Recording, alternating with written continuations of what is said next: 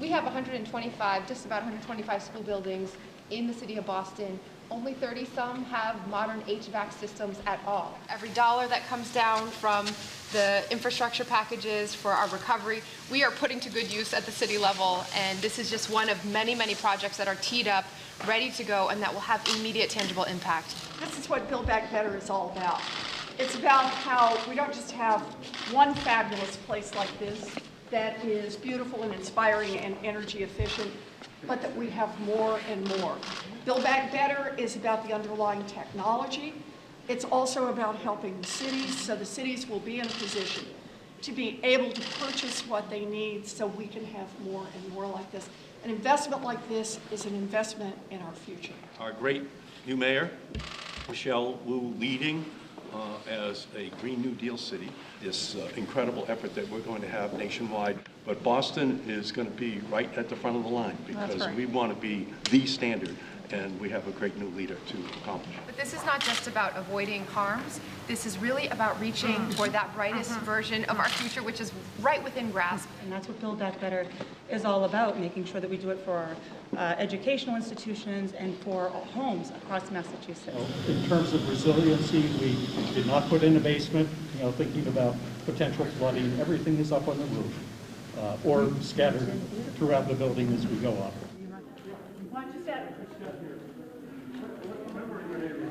Four? Okay, yes, the regulator is with that's right. Oh,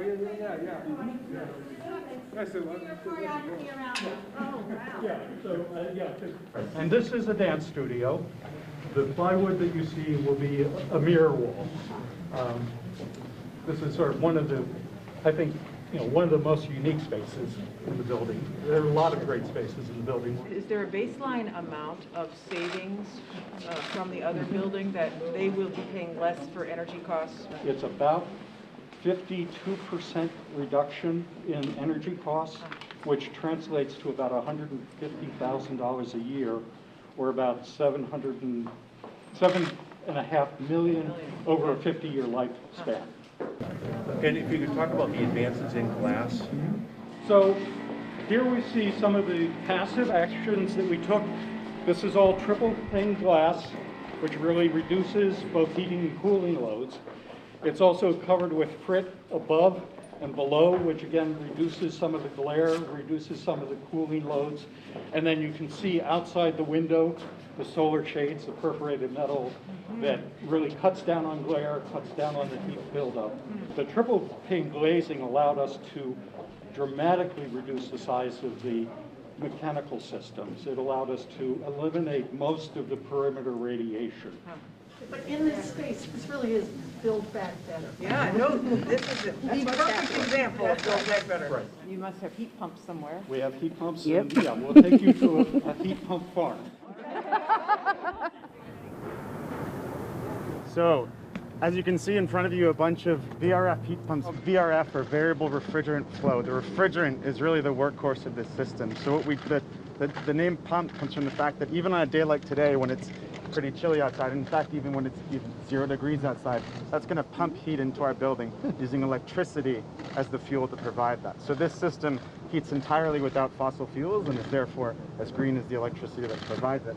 Some of it should be on the roof. So if you can kind of follow the pipes that come out of this system to every single space in the building, in fact, also into the air handlers to heat and cool the ventilation air for the building. So this system is entirely electric, and you can see it takes up not an insignificant, but not a detrimental amount of space up here on the roof. And we've achieved our goal without fossil fuels, which is really the best part. Bravo.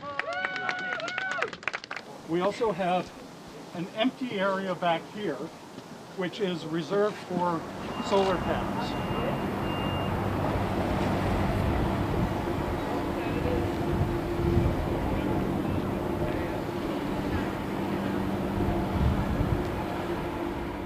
From my perspective as the Secretary of Energy, let me just say, not only is it a beautiful site, not only is it an inspiring site, but it's an efficient site.